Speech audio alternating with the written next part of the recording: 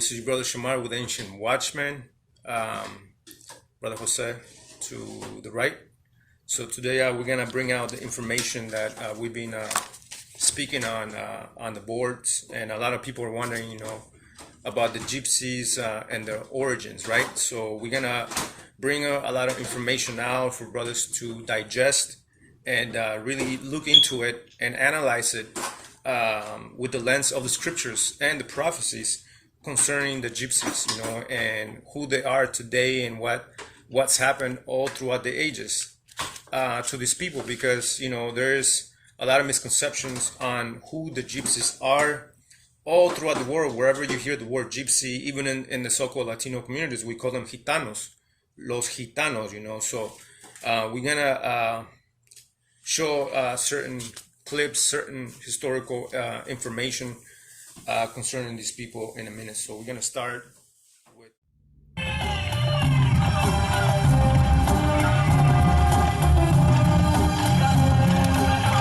beggars, evil conjurers, temptresses, con artists, and thieves. For centuries, such labels have been given to the people collectively known as gypsies. While generations of children have grown up in mortal fear of the gypsy curse.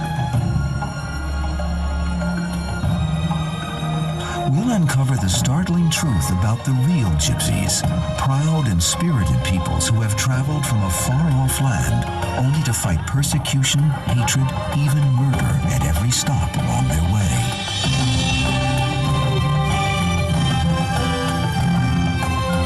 And for centuries to suffer a curse, not on others, but instead a curse on the gypsies.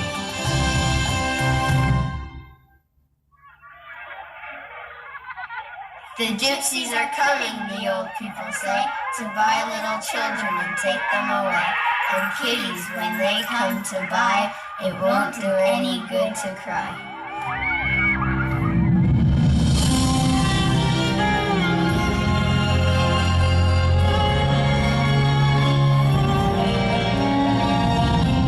From the Brothers Grimm to Charles Dickens, from Victor Hugo to Stephen King, literature abounds with descriptions of dark-skinned exotics with the power of the evil eye.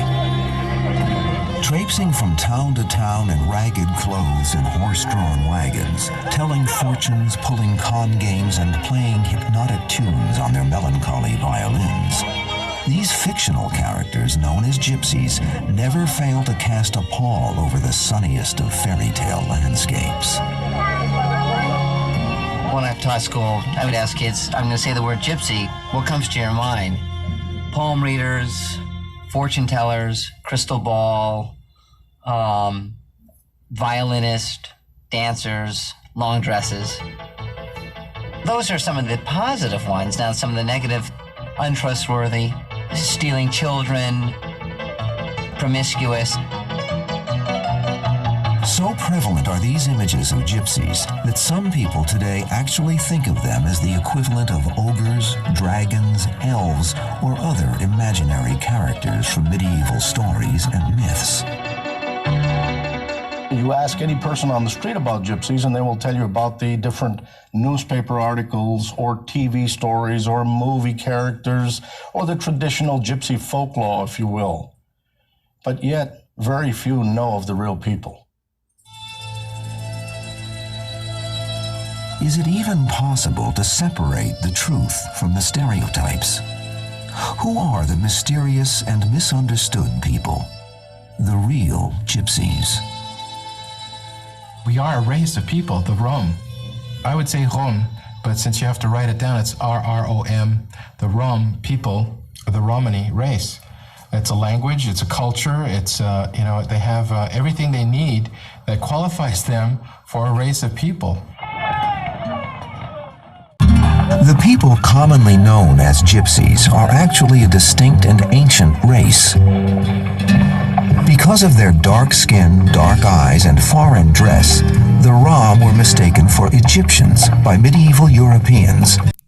Yeah, this is the part where a lot of people are going to trip, because it's saying that the gypsies look like the Egyptians, not knowing that they were different dynasties throughout all the Egyptian empire, right?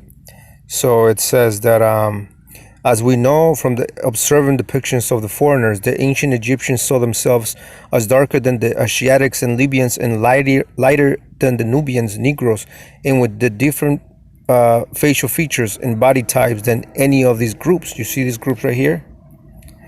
In terms of physical and racial characteristics, the Egyptians of the ancient Near East were brown-skinned people, appear as they are portrayed in Egyptian art, with straight black hair and light brown skin. Undoubtedly, however, there were other people in the society, both Asiatics and Cushites, who looked different but were nonetheless Egyptians. You see? And in much the same way that Columbus mistook the natives of North America for Indians, the misnomer gypsies was passed down through the generations.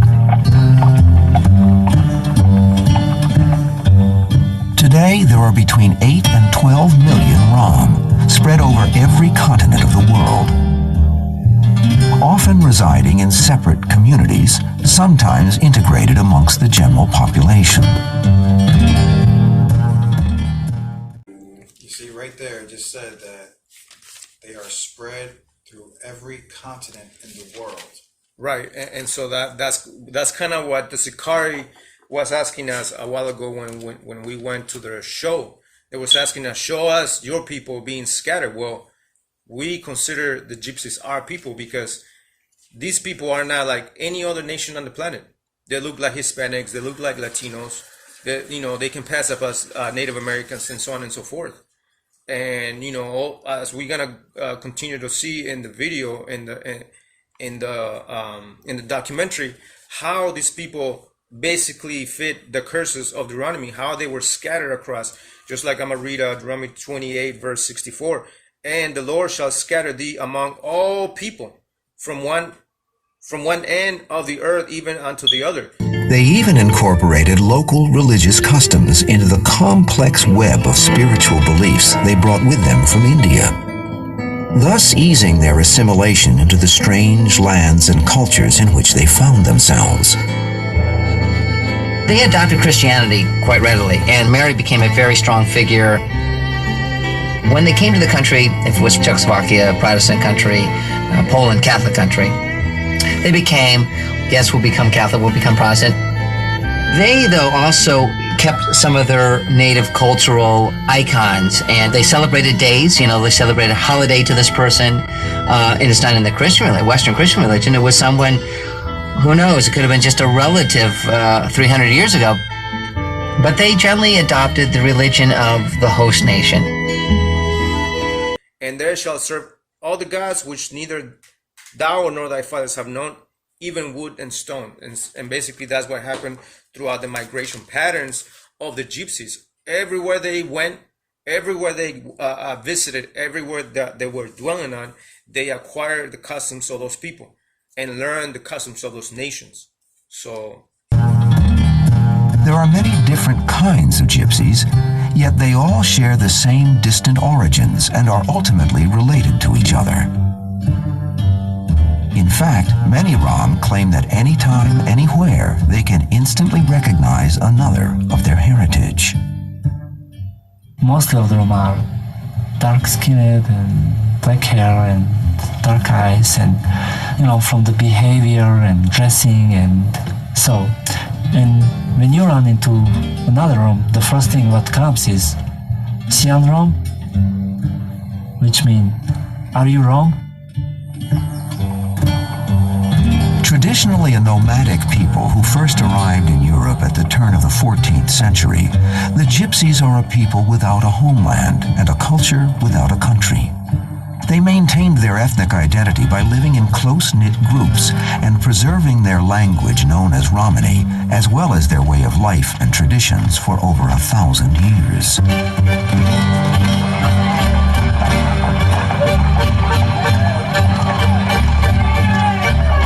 It's very difficult to describe gypsies to people who don't know anything about them or who only have misconceptions, because they have kept so secretive, and the literature is so full of wrong information that people are very tripped up on that. The secretive nature of the Romani culture has contributed to the plethora of myths and suspicions that surround them. In fact, because they kept no written records but passed down their history and culture in the oral tradition, almost everything about Roma found in books or in the media has been generated by outsiders. Viewing strangers with aversion and distrust, they have kept to themselves, as the misconceptions about them by the non-gypsies, whom they call gage, continued to multiply. We usually tend to stay together, and usually we don't trust other cultures, and it's thanks to the secrecy we still exist.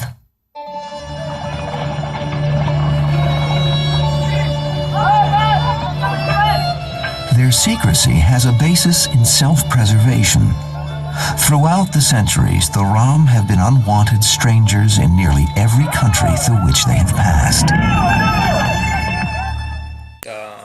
Give me Psalms 83 real quick, right? Because there's been a crafty counsel to hide a group of people all throughout the world, all throughout the ages, and then we have to ask ourselves, why are these people being hidden?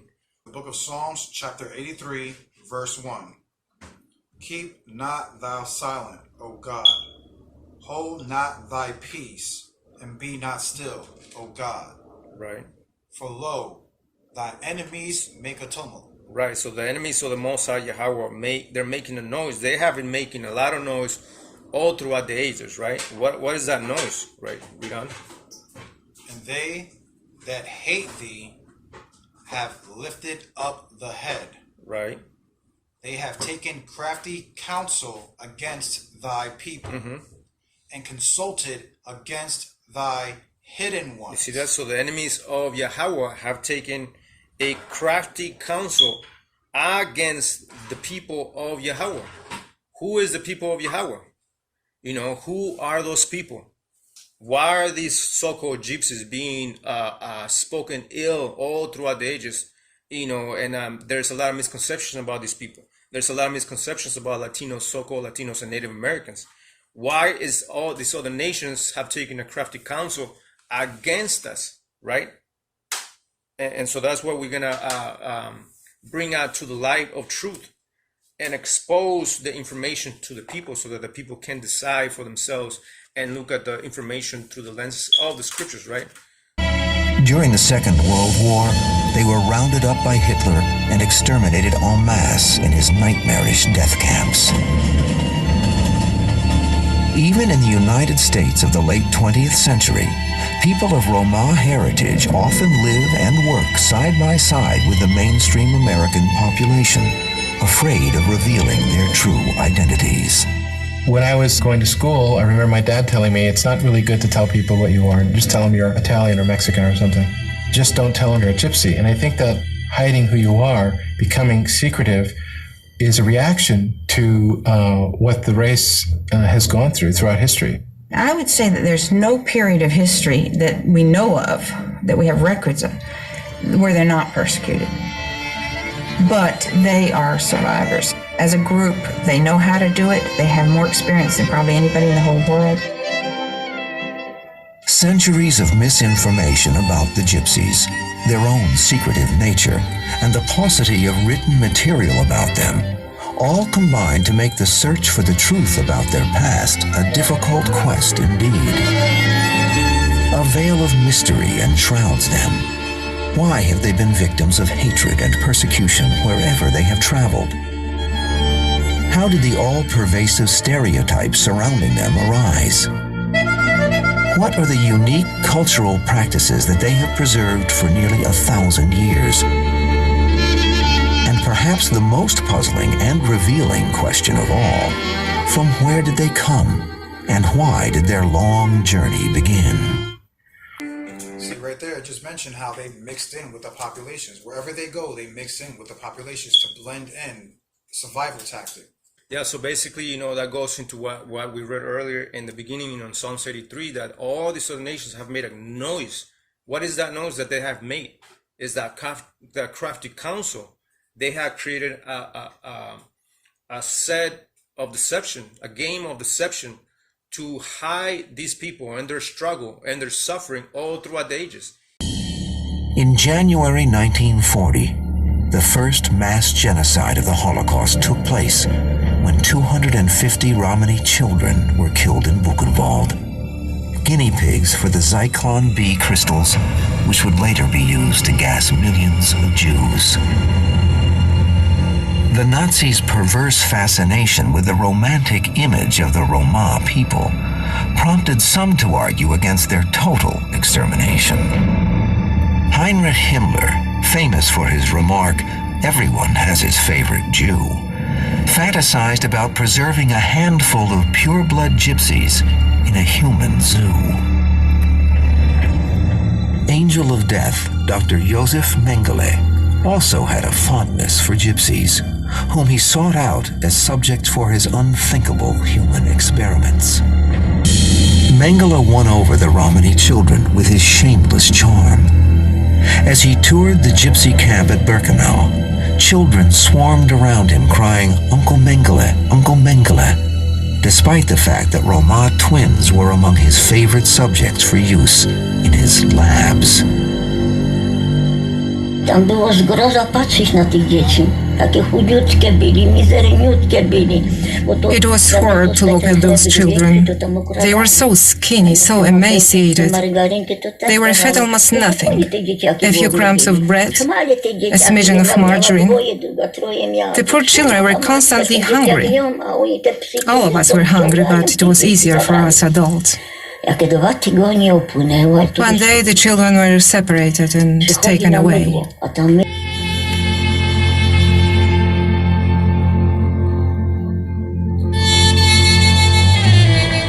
As the war neared an end, the Nazis' desperation had the same effect on the captive gypsies as it did on their Jewish neighbors. On August 1st, 1944, 4,000 Roma were gassed in Auschwitz in a single action.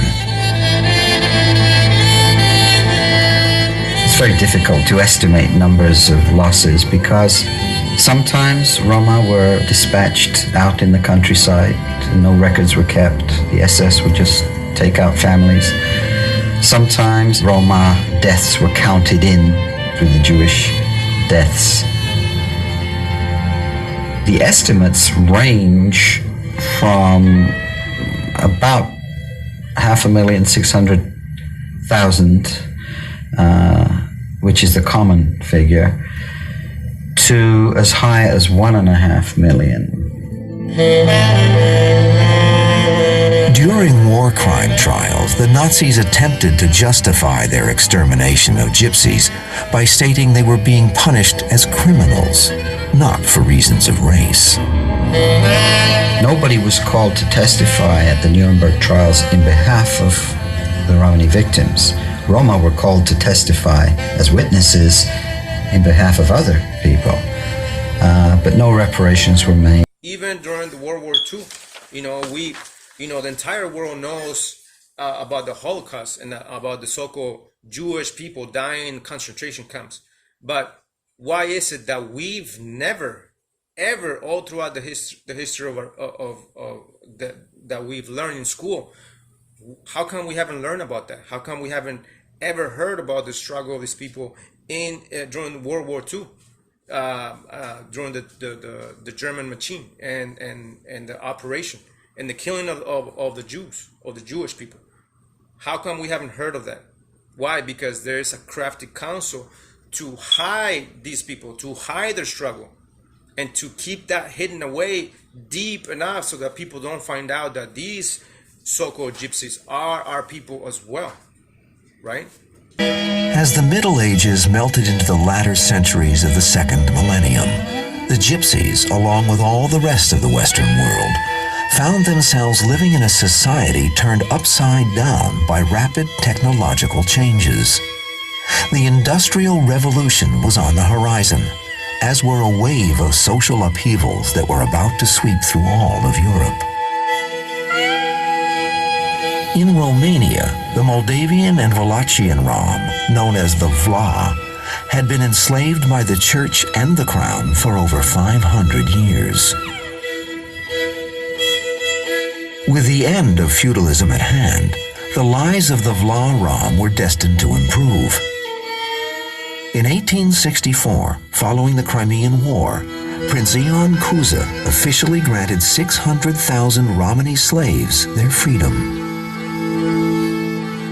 There was a move on the part of a lot of the freed slaves to get out of Romania. Those who were able to get away did, many managing to come as far as North and South America. America's open-door policy allowed thousands of Hungarian and Vla Roma to settle and establish themselves. Some of them continued their traveling life.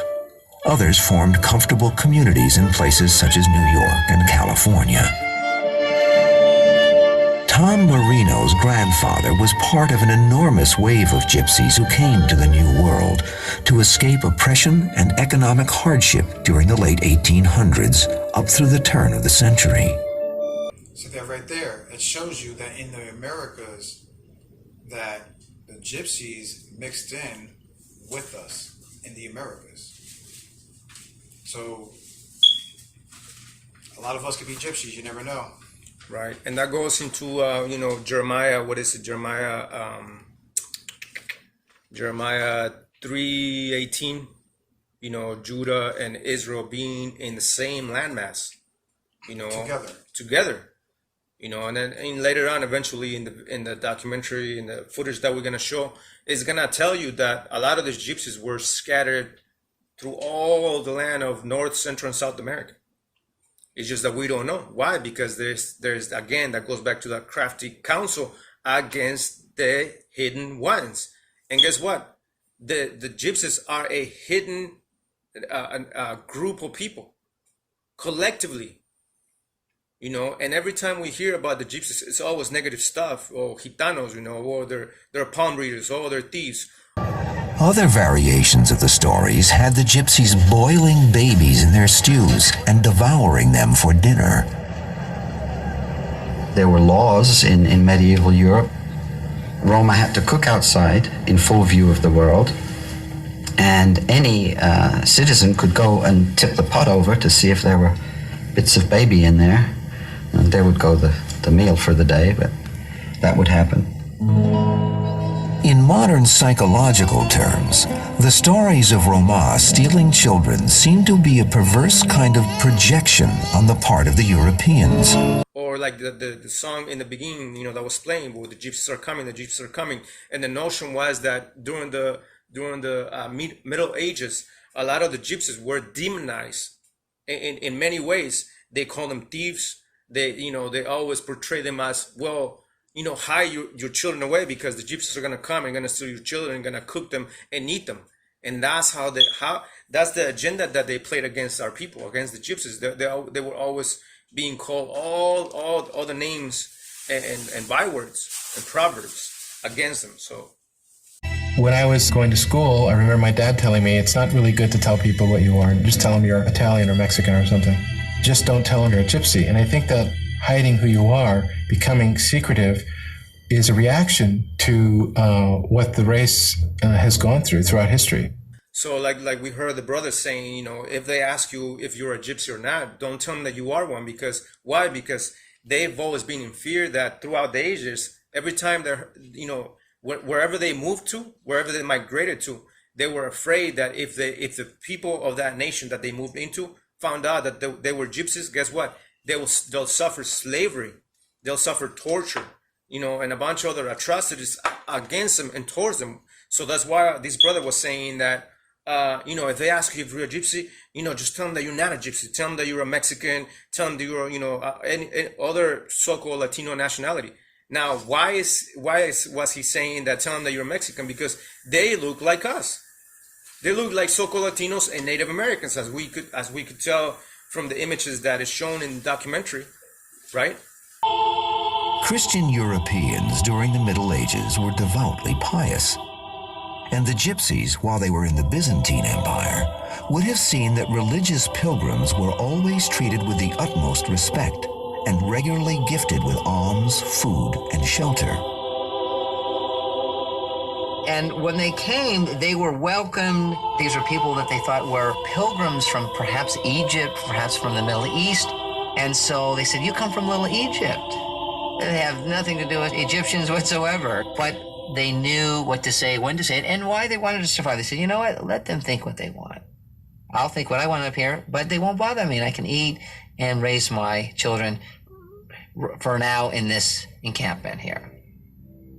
Thus, the nomadic travelers who had left their homeland in India some 400 years earlier became known to the Europeans as Egyptians or gypsies. The Rom used this case of mistaken identity to their advantage. See, right there they were getting called a byword proverb. They were called gypsies or Egyptians when we know that they weren't Egyptians, right? By the early 1400s, Europe began to buzz with reports of organized groups of gypsies, headed by leaders with impressive titles like Prince, Duke, and Count. These bands of pilgrims arrived in Spain, in France, in Germany, in Italy, carrying with them imperial letters of safe conduct, ordering that the bearers be treated with all the kindness and civility due true religious penitents. Medieval historian Sebastian Münster met such a group of gypsies outside of Heidelberg, Germany. They presented him with a letter of safe conduct from Sigismund, the Holy Roman Emperor. It was told how their ancestors in Lesser Egypt had abandoned the Christian religion and turned to the error of the pagans, and that after their repentance, a penance had been imposed upon them that some members of their families should wander about the world in exile to expiate their sins.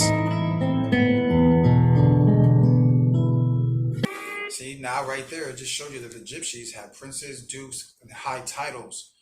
You said you want to bring up the first animals? Yeah, well, as we know, the royal tribe of the 12 tribes is the tribe of Judah. Now, a lot of brothers are, misunderstand the kingship goes back to Judah, but not all Judahites are kings. When we read 1 Samuel 16, the Most High chose the bloodlines of Jesse. Jesse down to David, David down to Solomon, Solomon down to Rehoboam, so on and so forth. So the kingship is through the bloodlines of Judah, but not all Judahites are kings. Only through the bloodlines of Jesse are the Judahites. So as we can tell from the documentary, it's saying that orally speaking, their tradition was that they always travel with the prince, with the king, with some type of royalty amongst themselves to be led by these so-called prince, duke, or king, or title, whatever, of royalty or royalty descent. So that's why, some of our brothers be saying, or we, are saying that the gypsies are Judahites. Why? Because they themselves proclaim to have a king among them, leading them wherever they were scattered abroad, wherever they migrated to. That's what we're saying that for, because that fits, what the anointing of David in 1 Samuel chapter 16. And we know that the kings of Judah come through the bloodlines of Jesse, which is Judah. Exactly. You guys are going to have to show us your kings from West Africa if you guys want to debunk what we're showing here. But we're going There were laws in medieval Europe. Roma had to cook outside in full view of the world, and any citizen could go and tip the pot over to see if there were bits of baby in there, and there would go the meal for the day, but that would happen. So right there goes another rumor that the Europeans placed on these people, that that the gypsies were going around killing babies and eating them.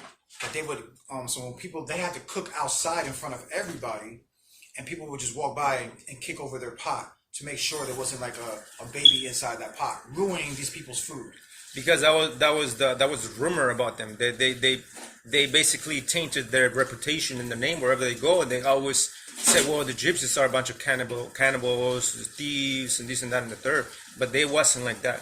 We want to, later on in the documentary, is going to show that these so-called gypsies were keeping the commandments wherever they went through. They were keeping Torah, but we're gonna show, in a minute, a little later. In truth, many laws allowed for gypsy children under the age of 14 to be forcibly taken from their families and sold into slavery.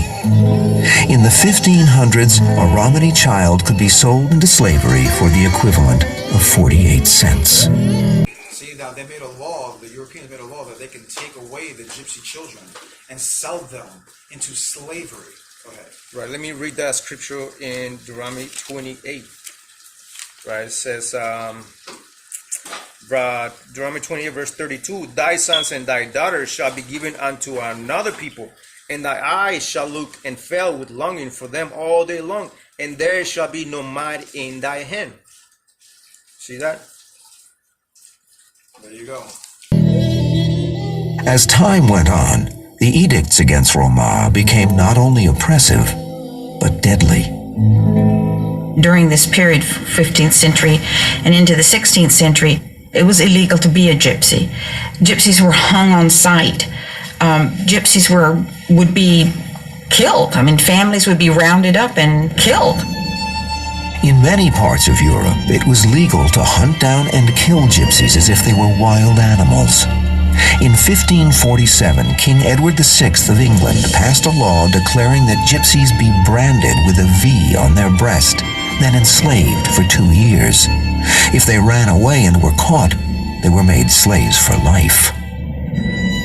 To not be connected to a piece of land, to not be connected to some lord of this area, was in and of itself a suspicious kind of behavior. So there was a lot of attempt to get them to settle down, to stop them from moving around, to outlaw their whole life.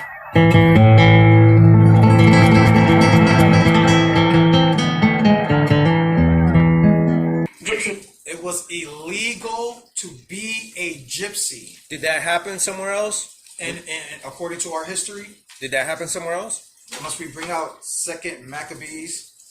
You want to read it? I'm gonna read it. Yeah, you can read it. Chapter 6, verse 6. So they couldn't profess themselves to be gypsies. Read. Wherever they went to. All right, let me read second. So again, these people were suffering all throughout the ages. Don't nobody have heard about these people. Why? Because they have been kept secret and hidden away, right? So it's happened before, and it continued to happen again and during the time of the Greeks. 2 Maccabees chapter 6, verse 6, it says, neither was it lawful for a man to keep Sabbath days or ancient feasts, or to profess himself all to be a Jew, right? Because that was the decree that the king passed, and that they were forced not to say, well, we are the Jews. A lot of the gypsies were not allowed to say that they were gypsies. They were forced to say, well, we're not gypsies, we're like other nations. Wherever they went to, they were forced to be called that nation that they were into, that they were living into. I'll read verse 9 real quick. Verse 9, it says, and whoso would not conform themselves to the manner of the Gentiles, which happened to the gypsies, should be put to death. See, and we read and we just heard that it was legal to hunt them down. So what do you think they did for a survival method? They blended in with the Gentiles. They had to blend in because they didn't want to be hunted down and have their children killed and all these type of things. And just like we heard earlier, the brother saying, well, if they ask you if you're a gypsy, just tell them that you're a Mexican. Tell them that you're other nationality. Don't tell them that you're gypsies, because they always fear that, every nation that they went to, they will be put into slavery and subjection to serve the other nations. In Spain, King Philip IV decreed that the Romany language be outlawed and that gypsies be settled into separate Romany enclaves. Their beautiful native tongue gradually died out there. Outlaw their whole life to prohibit their lifestyle. And like later on, we're going to read what was their lifestyle like. What were they observing according to their societal structure within the gypsy communities? What were they really following? What was their structure socially and morally? What were they following? We're going to learn that. In other countries, Roma were rounded up and exported as slave labor to colonies in the New World, including America. There it is, including America. So that fulfills prophecy when we read in the book of Deuteronomy chapter 33. Let's go there real quick. Deuteronomy 33 verse 7, it says, and this is the blessing of Judah. And he said, hear Yahweh the voice of Judah, and bring him unto his people. Let his hands be sufficient for him, and be thou an help to him from his enemies. Give me Jeremiah, what is it, 3:18? 50. Jeremiah, what is it, 50:33. 50:33. Right, so a lot of these gypsies were scattered abroad, right? And a lot of this information has been hidden away. The question is why? Again, the answer is Psalms 83. The crafty counsel against the hidden ones. Why have these people been hidden away so deep, so much all throughout the ages? Why? Why have other nations have been placed to be said that these are the Jews, these are God's chosen people, these are the real Jews, and not these people that have been scattered all throughout the world? Right, read what you got. This is Jeremiah chapter 50, verse 33. Thus said the Lord of hosts, the children of Israel and the children of Judah were oppressed together. And that's why a lot of these gypsies were brought here as slaves. It's just that information and that piece of history is not taught in schools, much less in a lot of these camps that are run by Masons and a lot of false prophets and teachers. Why? Because they're part of that crafty council as well. They're trying to hide away the God's chosen people from our own people, So that's that. In Eastern Europe, where most Roma had been enslaved since the arrival of the feudal system, the word for gypsies, tsigan, became synonymous with slave. Often the prime Rom women were taken for breeding purposes with the non-gypsy population. The half-white children from these unions automatically became slaves themselves. Gypsy men were castrated so as not to present a threat to the local noblewomen they served. Yet despite the years of persecution and slavery, the Rom clung with tenacity to their way of life and to the language and unique customs they carried with them from their long-forgotten homeland. Oppression, discrimination, and slavery. So it's going on centuries and centuries. Today, gypsy groups can be found in such diverse places as India, Turkey, the Middle East, Europe, the Americas, Australia, and parts of Africa. Though no two groups are alike, all share a similar native language and many comparable customs and beliefs. In addition to the physical origins in India, There it is. These people fled to North and South America, right? Just like we just read in Jeremiah 50:33. Yeah, 50. How Judah and Israel are going to be oppressed together, right? Together, right? So we're going to read that again in the law in Deuteronomy 33. And this is Deuteronomy chapter 33, verse 7. And this is the blessing of Judah. And he said, hear, Lord, the voice of Judah, and bring him unto his people. Just like we read in the documentary, just like the documentary is saying that piece of history that has been hidden away, that these people were brought to the Americas, North, Central, and South America. And these people joined our people, and they blended in with us, because these people look just like us, So that's what the scripture says, and let thy hand be sufficient to him. Meaning a lot of the customs, a lot of the skills that they had, they acquired those skills all throughout the ages. That's how they became sufficient unto themselves, because that's the way that they could survive, to be able to mingle among the other nations, to be able to acquire and learn a lot of the skills that they acquired all throughout the migration patterns, all throughout the ages. You see, that's the hand that was sufficient to him.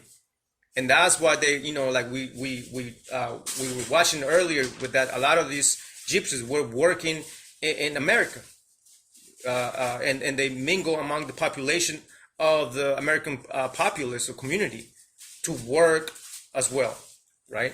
Another mechanism by which gypsies have kept themselves separate comes from within the culture itself, in one of many aspects of Romani life brought with them all the way from their long-forgotten homeland, India. Yeah, so let me address this real quick, because a lot of brothers or people that are watching this video are gonna stop the video and say, you see, I knew these brothers were lying. These people are Hindu people. Well, if you stay longer at the end of the video or a little bit later, we're gonna show you and prove that these people, even though a lot of people claim them to be from India, they're not from India. Even their own records say that a lot of the customs that they kept all throughout their migration patterns of keeping Torah, the laws, statutes, and commandments, were not learned in India, because Hindu people do not keep these things. They follow the gods. They don't follow Judaic customs. So how or where or when did they learn these things?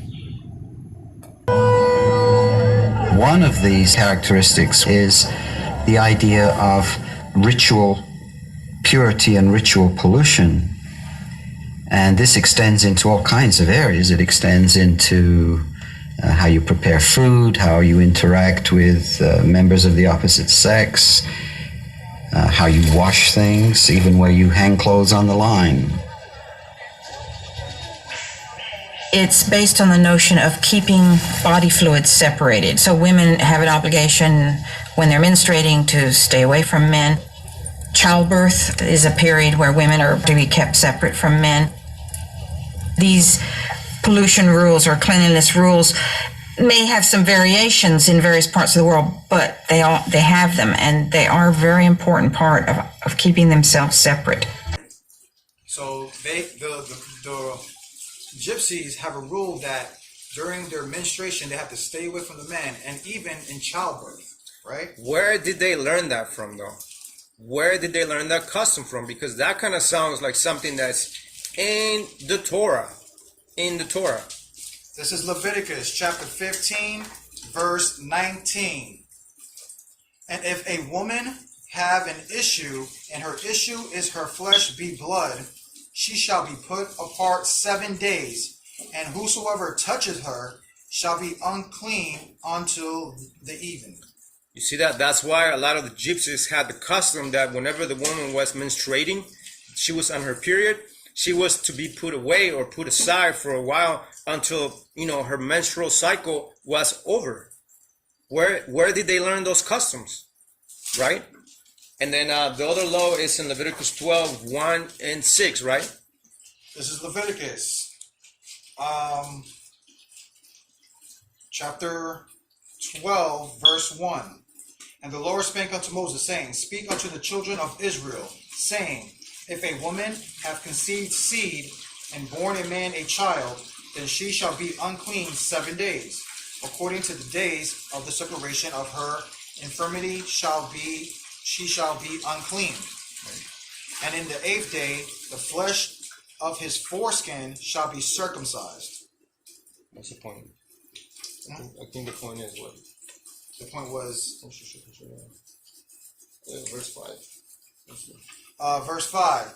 And she shall bear a maid child, then shall she be unclean 2 weeks, as in her separation, and she shall continue in her blood of her purifying 66 days. Right. So basically, the customs of the gypsies were to follow Leviticus chapter 12, where if they had a girl, they will be put away, 80 days. There will be no sex amongst themselves for 80 days. If a male was born, there will be no sex for 41 days.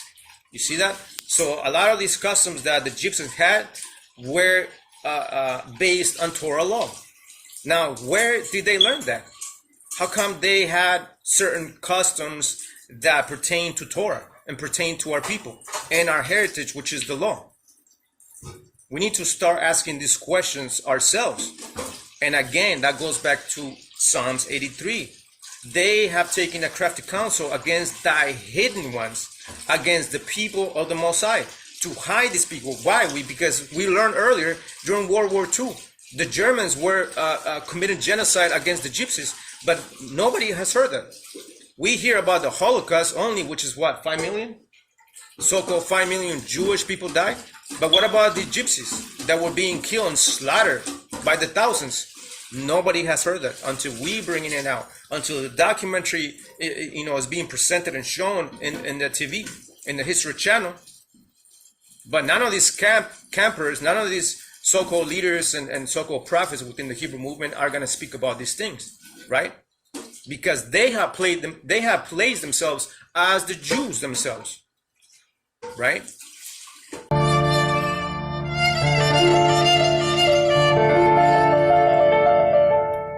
During the 18th and 19th centuries, music became an increasingly important source of income for the Rom.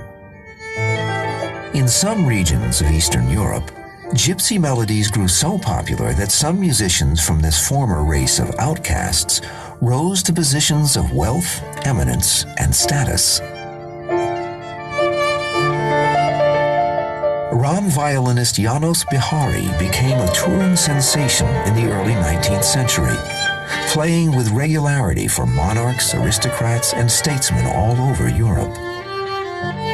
How they're very good at playing instruments, just like David.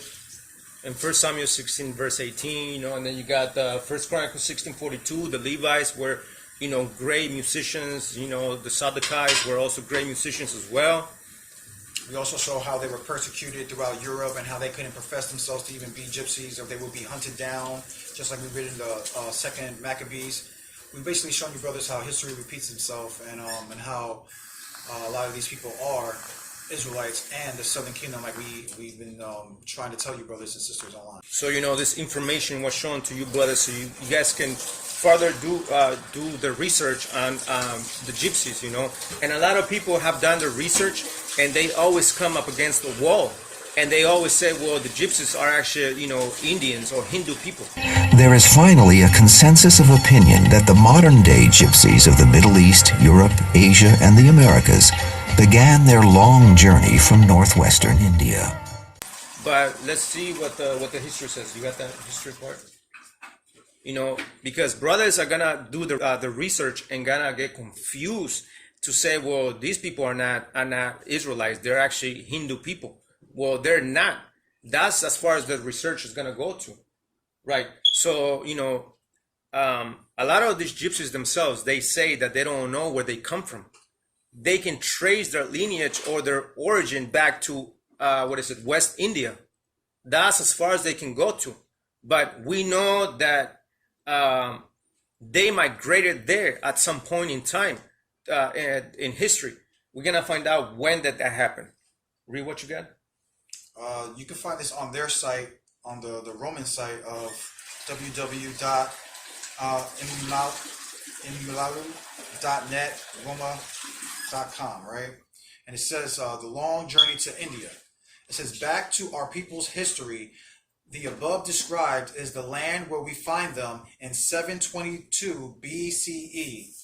This was the beginning of their newly acquired language evolution and the beginning of their oblivion as the people that once they were, except for their consciousness of being different. A peculiar people, just like Deuteronomy says. Chapter 7, right? A peculiar people that cannot get mixed with the Goyim. With the Goyim, with the Gentile. You see that? That's why, one of the laws among themselves was to marry within their kind, within themselves, within the gypsy community. Otherwise, if they marry outside, they could get banned out from the community, completely outcasted. They have certain rules to which they will not renounce: the purity laws and their belief in one God. That one who promised and fulfilled. They will be again in exile, perhaps forever. they will no longer be called Israel. Now they are just men that their forefathers in the Egyptian exile called Rome. Right, next page. What, you read that part? It says, after the Assyrian rule, Babylonians deported also their southern brothers, but they kept their identity, their social structure, and their priestly tribe. And 70 years later, they returned back to Canaan, being now recognized as Jews.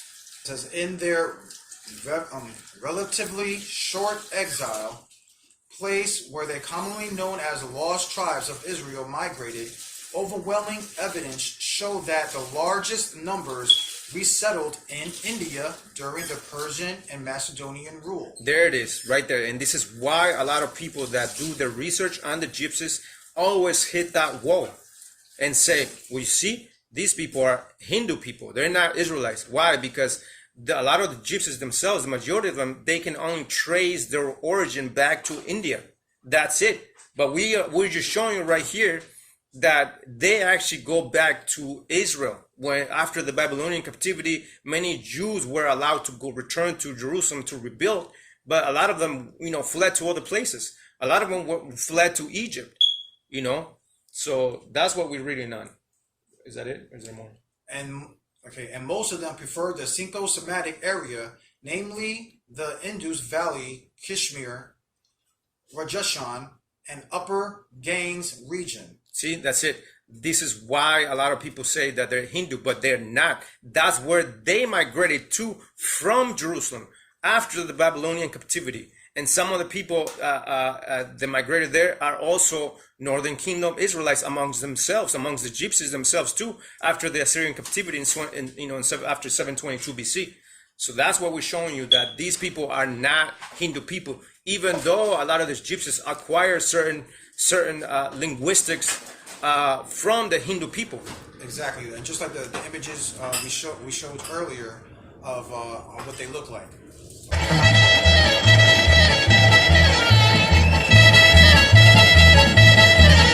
If a Ram marries a non-Ram, he or she then becomes marame, or polluted, and can be rejected from the group.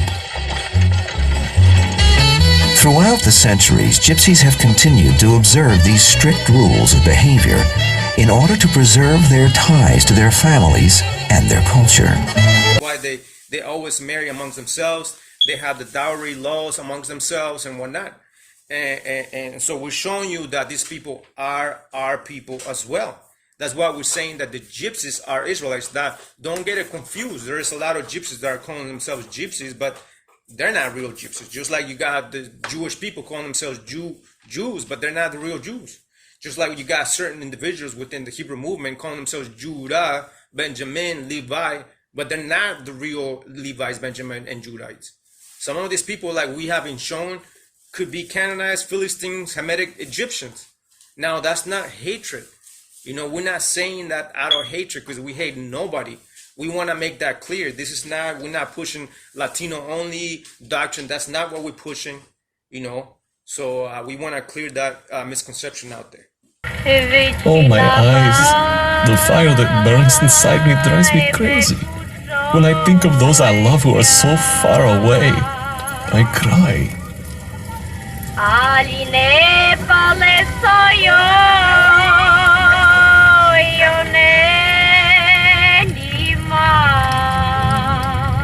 Some traditional gypsy songs and poems are tinged with longing, with the nostalgia of a deep-seated yearning.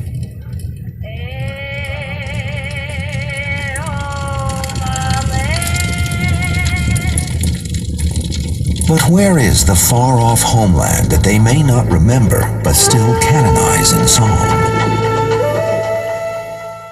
Yeah, that's what we can see throughout this documentary. It's called In Search of History, The Curses of the Gypsies. And you're going to read all these things that we went through today about how they were unwanted strangers in every nation, how they were hunted like animals, how they were enslaved to the 1900s. They were also killed by Hitler, how they even mixed with all the nations, how they were called bywords, like they were called Egyptians when they weren't even Egyptians.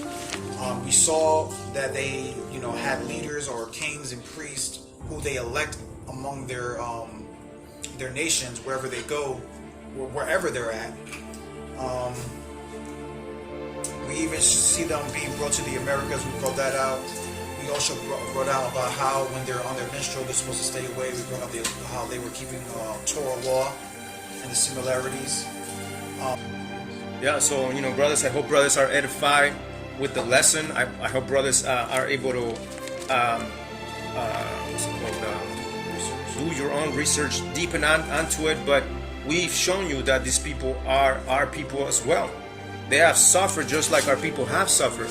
They have mingled amongst the other nations. They have acquired and taken on the customs of the other Gentiles. That's why they always marry amongst themselves. They have the dowry laws amongst themselves and whatnot. And so we're showing you that these people are our people as well. You want to say anything else? Yeah, and with that, we're going to say Shalom. It's your brother Shamar with Ancient Watchman.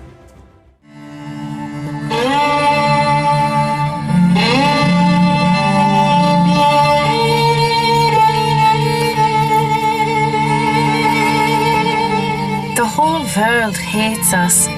We're chased, we're cursed, condemned to wandering throughout life. God have mercy. Deliver us from our trials. The end of the Second World War brought many unsettling changes to the lives of the Rom in Europe.